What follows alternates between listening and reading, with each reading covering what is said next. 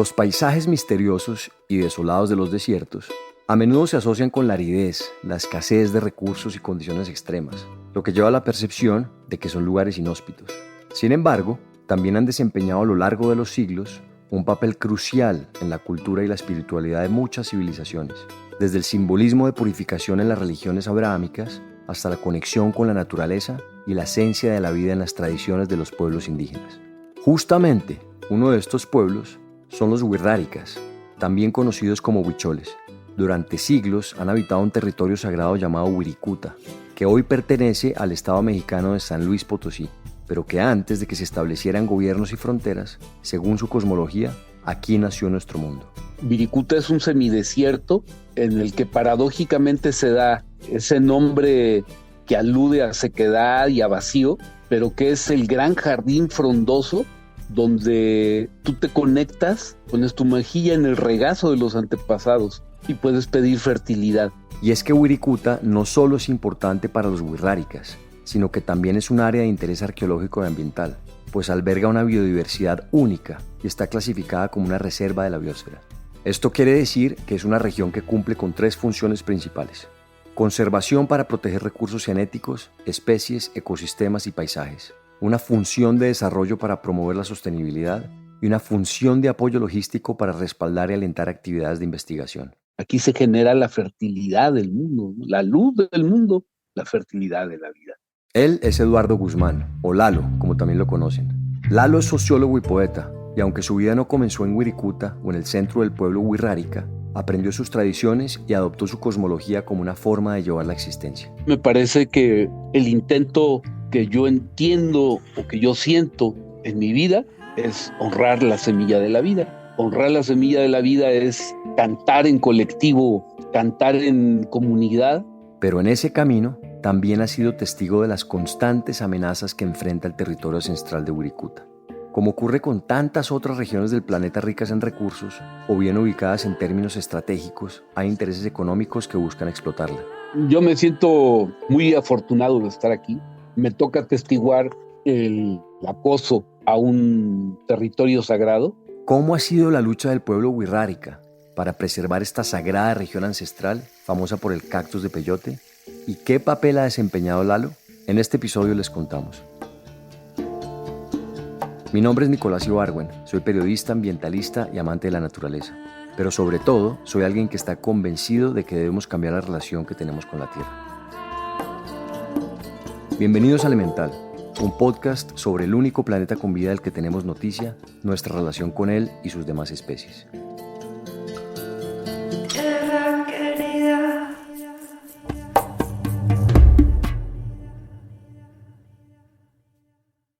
La Ciudad de México, el lugar donde Lalo nació, era muy distinta en su infancia a lo que hoy conocemos. Yo crecí en el corazón del centro de la Ciudad de México, en un barrio de clase media baja, en un área todavía con muchos terrenos baldíos y con muchos parques y con muchas áreas verdes, y en una época en la que pues, era común salir a la calle sin ningún temor. Los niños todos salían a la calle y éramos callejeros de juego de todo el día. Y en esa ciudad, en esa época, en mi ciudad, había todavía el cielo limpio, era una constante. La vida en las ciudades muchas veces puede alejar a las personas de los conocimientos y tradiciones que por milenios han sostenido a nuestra civilización. Es difícil pensar de dónde vienen nuestros alimentos, por ejemplo, cuando hay un trabajo de oficina que espera todas las mañanas. Viví una infancia desenfadada y juguetona, también alejada de muchos saberes. Yo era consumidor del maíz, pero en la Ciudad de México pues crecí sin ver todo el proceso de siembra y de cuidado del maíz. El maíz, venerado como el sustento primordial por las antiguas civilizaciones mesoamericanas, no fue solo fuente de alimento, se convirtió en un símbolo de identidad y espiritualidad. Su importancia era tal que los antiguos mexicas creían que la humanidad había sido creada a partir de su masa, y los mayas tejían mitos de resurrección alrededor de la planta, simbolizando la renovación cíclica de la vida. En las grandes urbes, como la Ciudad de México, es común perder de vista esta clase de saberes, pero como dice Lalo, las ciudades son también un mundo de diversas expresiones. Yo creo que en las ciudades, en la Ciudad de México, por ejemplo, sé de expresiones y tendencias de jóvenes que se acercan hacia Xochimilco y están sosteniendo milpa, están participando en la siembra de maíz, de amaranto, están metidos en el aprendizaje de las tradiciones antiguas, ¿no? Al mismo tiempo que hay una descomposición también de jóvenes que están metidos en la droga, ¿no? Lalo vivió durante 19 años en la Ciudad de México, rodeado de sus volcanes, el cielo limpio y azul que lo cautivó y una familia trabajadora. Pero el destino lo llevó a miles de kilómetros de allí y su conciencia empezó a expandirse. Estuve en Europa, me tocó, digamos, como el coletazo de toda la época que le llamaron la movida en España. Me tocó conectarme con toda una movilización cultural en Barcelona, presencia musical del sur de América, presencia de jazzistas, presencia de músicos migrantes, una extraordinaria mosaico cultural. La movida, como se conoció a este movimiento contracultural que tomó las calles de Barcelona, Madrid y muchas otras ciudades de España entre los años 80 y el principio de la década de los 90, introdujo a Lalo a un mundo distinto, más rebelde. A través de las artes, cientos de jóvenes exploraron su dimensión individual en un país que empezaba a desenmascararse de la dictadura. Pero también fue el momento de darles espacio a los colectivos, a los grupos que soñaban con cambiar el destino de un país que arrastraba la violencia. Ese espíritu rebelde hizo mella en Lalo. Colectivos tomando pisos vacíos, siempre una rebeldía, ¿no? Me tocó todavía como una Barcelona mucho más silvestre, ¿no? De la que se construyó después de las Olimpiadas del 92. Con la conciencia y el espíritu llenos de nuevos aprendizajes tras su viaje por Europa, Lalo regresó a México y en esa nueva etapa su vida empezó a tomar un rumbo que nunca imaginó. Tras el regreso a casa, Lalo enfrentó la muerte de su padre, un librero de vieja guardia que inculcó en él el amor por las letras y por la exploración de otros mundos a través de las páginas. Durante algún tiempo, Lalo se había dedicado al mundo editorial, quizás por la herencia del oficio de su papá, pero al volver de Europa empezaron a abrirse nuevos caminos. Después de la muerte de mi padre, se me abrieron las puertas para ir a trabajar, ir a conocer el pueblo Wixárika, el pueblo también así conocido Huichol. Como lo mencionamos al principio de este episodio, los wixárikas habitan principalmente en la región montañosa de la Sierra Madre Occidental, en el oeste de México. Una de sus características es la profunda conexión con la naturaleza y sus creencias religiosas. Hacen peregrinaciones anuales en las que recolectan el jicuri o el cactus del peyote, planta sagrada que desempeña un papel crucial en sus ceremonias y prácticas espirituales y de sanación. Estas caminatas no solo fortalecen los lazos comunitarios, sino que también refuerzan la conexión de los huicholes con su tierra, su historia y sus creencias. Lalo empezó a trabajar con el Instituto Nacional de los Pueblos Indígenas, un organismo descentralizado que busca diseñar estrategias y proyectos para el desarrollo de estas comunidades. Pero este trabajo no era de una oficina, sino de regiones sagradas, como el desierto de Wirikuta, a donde los wixárikas peregrinan. Pues entonces tengo la dicha de venirme para acá. Tengo la dicha de venirme para acá con toda mi ignorancia a cuestas. El primer lugar al que llegó fue la comunidad wixárika de Santa Catarina Cuescomatitlán, en Jalisco, donde aprendió los principios de la organización comunitaria. La vida allí era muy distinta a todo lo que había conocido, y no solo por el cuidado del territorio, sino por los lazos de solidaridad que teje la comunidad en torno a sus labores. Uno de los grandes retos que tenía en su calidad de funcionario era ayudar a las comunidades en los proyectos productivos sin afectar el territorio sagrado, pero para lograrlo tuvo que adentrarse en su filosofía.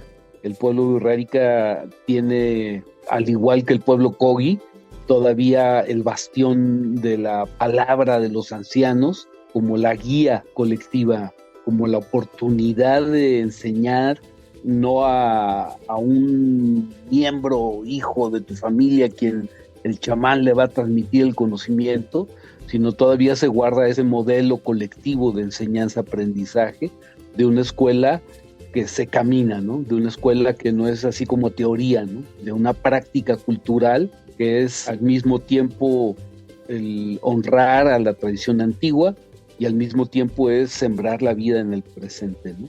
Lalo trabajó con esta comunidad en la Sierra Madre Occidental entre 1992 y 1997, pero en ese año se trasladó hacia Wirikuta, el gran altar donde los indígenas huicholes peregrinan.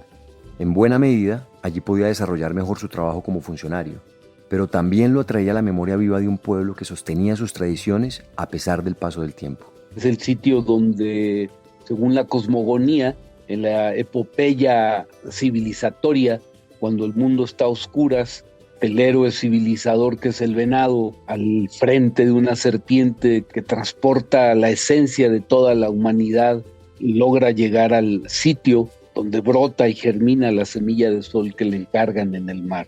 La manera de honrar ese altar por parte del pueblo urrárica es realizando peregrinaciones, más o menos unas 600 kilómetros al poniente de Wirikuta está la casa del pueblo urrárica, y ellos caminaban, todavía hace unas 3 o 4 décadas, caminaban desde la sierra 30 días para venir a dejar sus ofrendas y para encontrarse aquí en la casa donde nace la flor de la memoria antigua de la conciencia.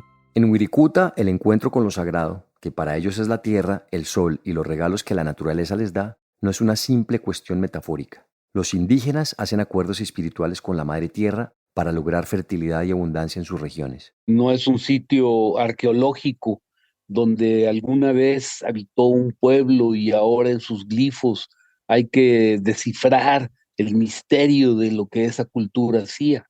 No, esa cultura milenaria que vino desde hace más de 6,000 años, sigue, sus descendientes, sus tataranietos, siguen realizando esa peregrinación con profundidad increíble y rompiendo, digamos, todos los esquemas de tiempo pasado, presente, futuro, logrando pues un diálogo con la naturaleza. Son los ancestros vivos que habitan entre el viento, el fuego, el agua y el sol, los que motivan ese diálogo de los wirráricas con la naturaleza. Ellos lo describen como una danza cósmica para sostener la vida, para pedir por quienes los precedieron en el planeta, por los que hoy aquí se encuentran y también por los que vendrán.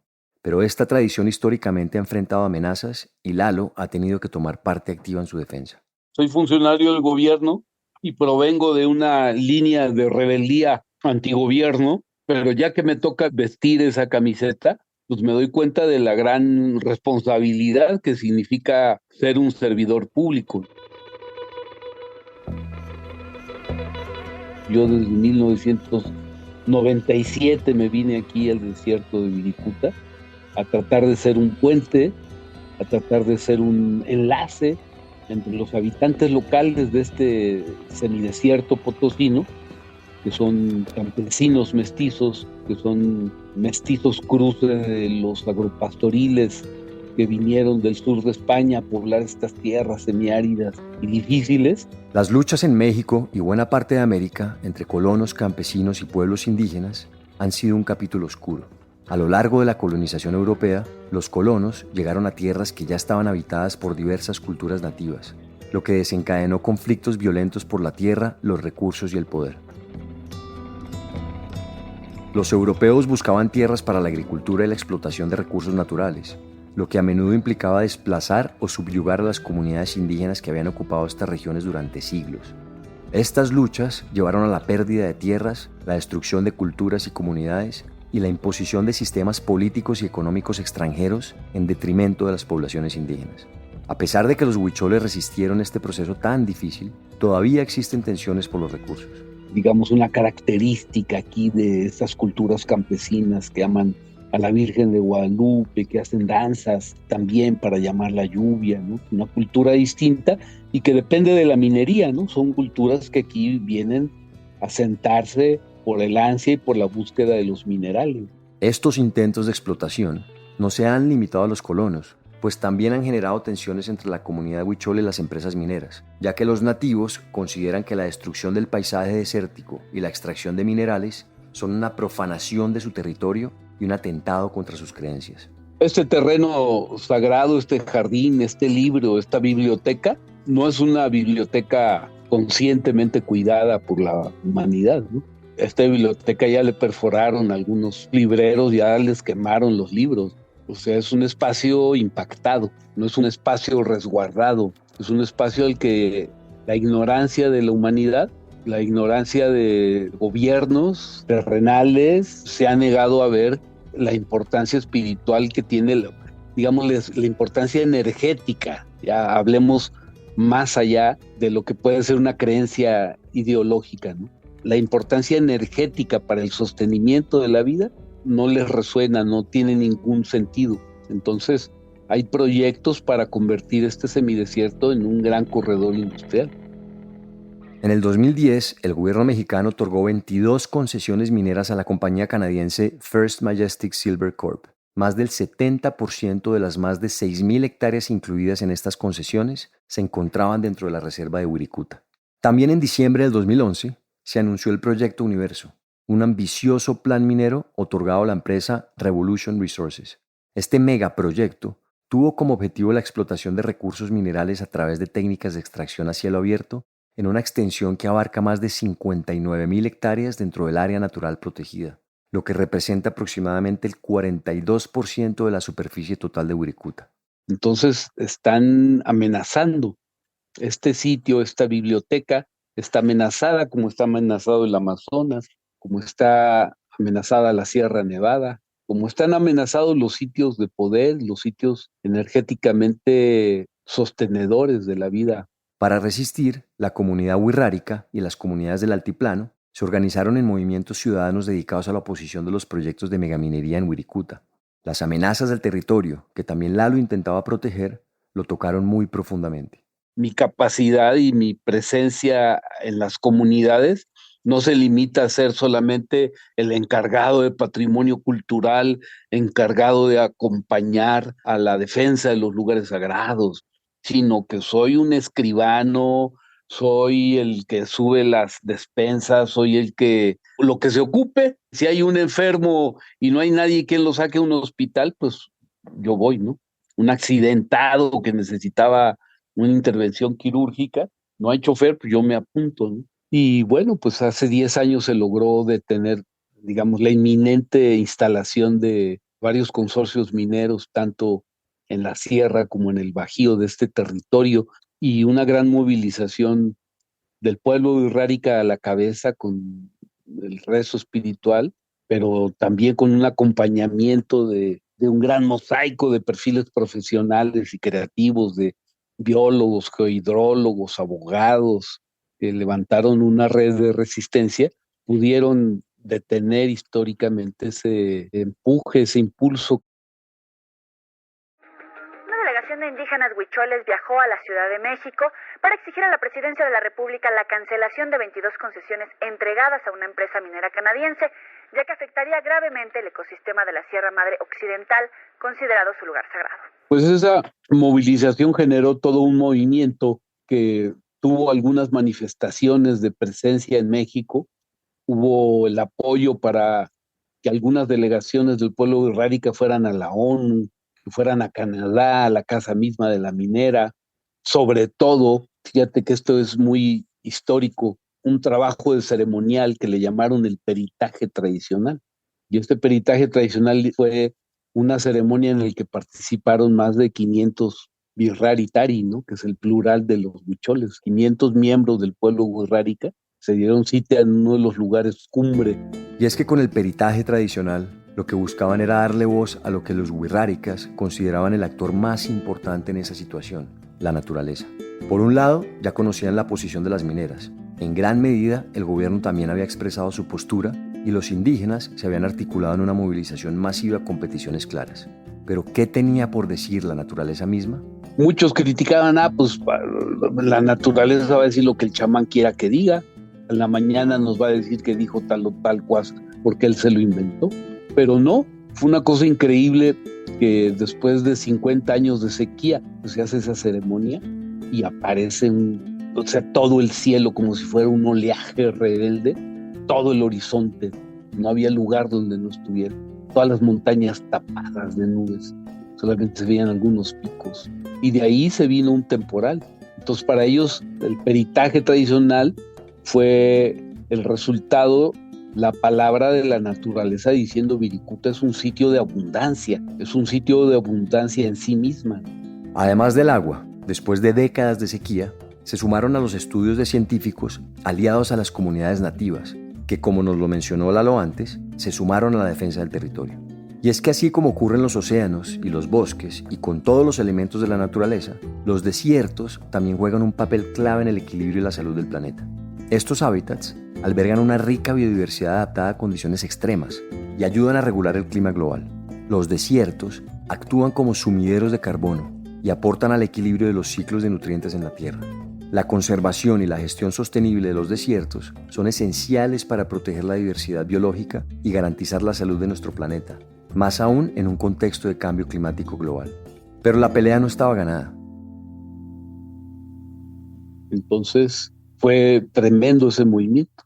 Sin embargo, de 2012, cuando fue el peritaje tradicional a la fecha, creció silenciosamente toda una propuesta de un corredor industrial por acá abajo, ¿no? O sea, las mineras sí se detuvieron, pero empezó a brotar toda una serie de naves de tomateras, naves agroindustriales, y eso es con lo que estamos ahorita batallando. Los monocultivos, como las grandes extensiones de tomates que menciona Lalo, tienen un efecto devastador en el planeta. Uno de los problemas radica en la disminución de la biodiversidad, dado que la sustitución de cultivos naturales diversos por una única planta reduce la variedad de insectos, microorganismos y otros seres vivos que dependen de ecosistemas variados. Además, el uso de pesticidas y fertilizantes en los monocultivos puede provocar la contaminación del suelo y de cuerpos de agua cercanos, lo que implica amenazas para la salud de todas las especies, incluida la nuestra. Pero además, esto también amenaza la relación profunda entre el pueblo wixárika y la planta sagrada del peyote. Aquí es venerada a cada piedra, todas las plantas, en especial el peyote. Para los huicholes, el peyote es una vía de comunicación con lo divino y una fuente de conocimiento espiritual. Durante sus ceremonias consumen la planta en busca de visiones y revelaciones que les guíen en su vida cotidiana, así como en la toma de decisiones comunitarias. La relación entre los huicholes y el peyote es un testimonio de cómo la espiritualidad y la naturaleza se entrelazan en la cosmovisión de esta cultura. Por esto, las amenazas agroindustriales en el territorio son una afrenta directa a su identidad. A pesar del marco legislativo que tenemos los pueblos indígenas en nuestro país, a pesar de la cantidad de indígenas que somos en nuestro país, la sociedad mexicana vivimos un problema, una crisis de identidad, de autoestima, que no nos aceptamos como somos y somos capaces de vender lo que somos para parecernos al primer mundo. Este es un indígena huichol, hablando en el marco de una manifestación contra los megaproyectos en Wirikuta. Constantemente comparamos nuestras regiones con ciudades ultradesarrolladas en términos industriales.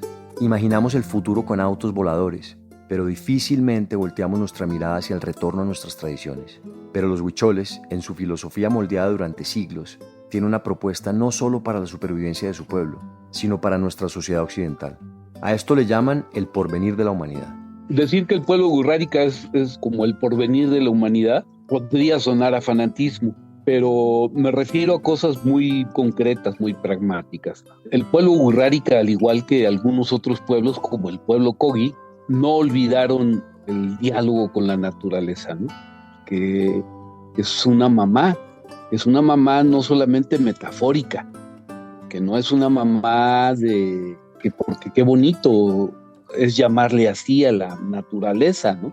Sino porque lo es en el sentido de tener conciencia y palabra, y que todos los antepasados naturaleza tienen conciencia, individualidad y palabra, y que entre todos ellos hay una unidad de la cual nosotros como humanidad formamos parte, ¿no? Regresar a esta relación profunda con la naturaleza, dicen los wixárikas, es reajustar nuestro rumbo como civilización hacia donde tenemos que caminar. Nuestro avance civilizatorio implica recordar y volver a alfabetizarnos de naturaleza. No hay de otra. Pero para lograrlo, hay que restablecer los lazos que empezamos a perder con la tierra, en nuestra expansión como raza, que muchas veces cree ser dueña y ama del planeta. Habría que hallar en la historia de la humanidad donde se quiebra algo que es indisoluble, donde nuestra mente separa lo natural de lo espiritual. Para nosotros es que estos pueblos no olvidaron que naturaleza es espíritu, que naturaleza es espíritu no en términos ideológicos, ¿no? Sino en términos de consanguineidad, o sea, en términos de parentela íntima. Nuestros papás y nuestros tíos y nuestros abuelos, tatarabuelos, son la naturaleza con conciencia y con palabra. ¿Cuánto tiempo nos costará recordar el idioma para hablarle al sol? Mucho o poco tiempo, porque está muy lejos, pero está muy cerca. Está muy lejos cuando nos lo planteamos desde la complejidad, por el hecho cultural de habernos separado tanto. Pero está demasiado cerca cuando nos damos cuenta de que somos ellos, cuando despertamos de la pesadilla, de la larga noche, de la pesadilla, y despertamos con la conciencia de que somos ellos, de que ellos nos están habitando y de que somos incluso una flor exquisita de su aliento y de su creación, y que entonces nos dan la palabra para honrarlos, para llamarlos, para rendirles homenaje en cada paso que demos. Entonces ahí naturaleza es la inmensidad y Wirikuta no tiene límites. Entonces Wirikuta es como un estado de la conciencia donde se recuerda. ¿Cuántos Wirikutas ha habido a lo largo de la humanidad? Es decir, ¿cuántos sitios sirvieron para recordar y representar el inicio del sol, la epopeya en la cual se iluminó la vida? Y estos sitios implican el despertar y la iluminación de tu conciencia. Las tradiciones culturales ofrecen una conexión profunda con nuestras raíces y valores compartidos, proporcionando un sentido de identidad y pertenencia en un mundo diverso. Al abrazar las tradiciones, nuestras sociedades pueden encontrar estabilidad emocional, cultural y espiritual, y con esto una mejor relación con el planeta. Entonces es una conexión compleja y natural. Es una petición chamánica de desdoblamiento del espíritu para dialogar con lo que no es visible, pero al mismo tiempo es el trabajo pragmático para jalar en el misterio, jalar a la nube de la lluvia, ¿no? Claro. Y a la novia de la lluvia que nace como aliento del mar, que sale como rezo de los arroyos, de los manantiales, y que es posible entonces ellos darle puntería para que pueda caer en la parcela de la comunidad, para que pueda lavar la conciencia de la comunidad, para que pueda hacer nacer el sustento de la comunidad. Entonces ese es el gran regalo que nos dan. Por eso es pueblo del porvenir, porque es un pueblo no de chamanes únicos, solos, sino es un pueblo de comunidad, donde todos guardan un gran nivel para soñar y para viajar a través del sueño y poder sanar y poder curar a través del sueño. Sean los desiertos, los océanos, las junglas o las ciudades, este despertar de la conciencia que describe Lalo nos lleva a un jardín de abundancia. No solo de recursos, sino de alimento para nuestro espíritu, porque como creen desde hace siglos los huicholes, estamos llamados a levantar la vida donde estemos. Wirikuta no es solo un lugar físico, es un estado de conciencia iluminada en el desierto, en Bogotá, en la Ciudad de México o en donde sea que nos encontremos. Es un gran jardín frondoso donde podemos conectarnos con la naturaleza, con nuestra naturaleza, con nosotros mismos. Que caminar en la naturaleza y conectarse y silenciarse, y hay tantas propuestas metodológicas para hacerlo, ¿no? Nosotros lo que podemos así como extender es: la naturaleza está viva, la naturaleza es nuestra mamá, nuestro papá, nuestros abuelos, la tierra está danzando y nos invita a que nos sumemos, nos invita a que la amemos desde ese levantarnos, ¿no? El mayor homenaje para que ella sea bien recibida en su siguiente nivel de ascendencia es que estemos bien, que estemos contentos, que estemos celebrando la vida a donde nos toca, a como nos tocan, y que tenemos la capacidad de decir no si sentimos que repetidamente el cuerpo nos dice que no algo, pues tenemos la capacidad de salirnos y de romper sin miedo cualquier convención y podemos amar la naturaleza en los paisajes que nosotros elijamos caminar y honrar.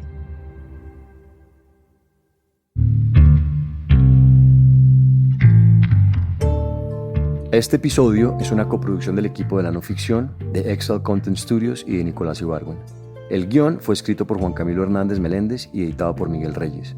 La producción ejecutiva es de Isaac Lee y Carmen Graterol. Daniel Batista dirige el área de audio en Excel Content Studios. La mezcla y el diseño de sonido son de Valentina Fonseca. La canción de introducción y cierre es de Manuela Mejía y el handpan es interpretado por Felipe Ibargüen. La ilustración de la portada es de Isabela Sotovallejo. Si tienen comentarios o sugerencias, escríbanos a nuestro Instagram, @podcastelemental. Y si les gusta este trabajo, ayúdenos a regar la voz. Recomiéndenlo a amigos o familia a quienes les pueda servir o interesar. También no se olviden de darle clic al botón de seguir o follow y a la campanita dentro del show Elemental para no perderse ningún capítulo nuevo. Muchas gracias por escucharnos. Nos vemos en el siguiente episodio.